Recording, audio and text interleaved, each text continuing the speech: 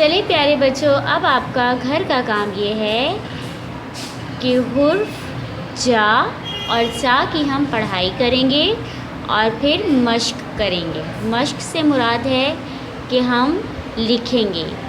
ठीक है, तो पहले आपको नज़र आ रही है कौन सा हुर्फ है? ज। ज ज ज को हम कैसे लिखेंगे? ज की चोंच बनाएं, बाएं से दाएं जाएं, मोटा सा पेट बनाएं, जा के पेट में एक नुक्ता लगाएं। ज। ये कौन सा हुर्फ है? च।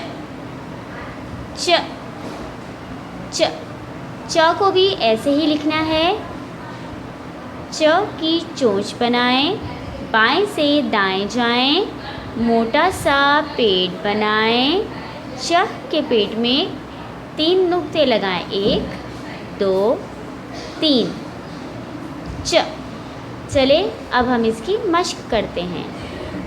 अच्छा प्यारे बच्चों, जब आप घर का काम करेंगे, क्योंकि आप मश्क करें, प्रैक्टिस करें, तो आप घर की कॉपी में करेंगे, ट्यूशन की कॉपी में करेंगे, घर की स्कूल की कॉपी में नहीं करेंगे। ठीक है, आज की तारीख लिखिएगा। ठीक है, और घर का काम, क्योंकि ये मश्क है। ठीक है, तो पहले हम लिखते हैं जा।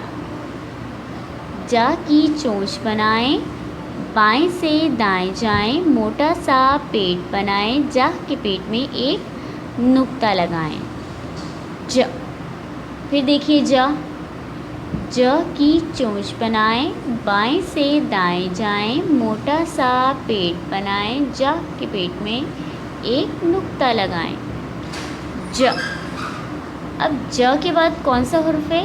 च। च भी ऐसे ही लिखेंगे। च की चोंच बनाएं, बाएं से दाएं जाएं, मोटा सा पेट बनाएं, चा के पेट में 1 2 3 नुक्ते लगाएं। च।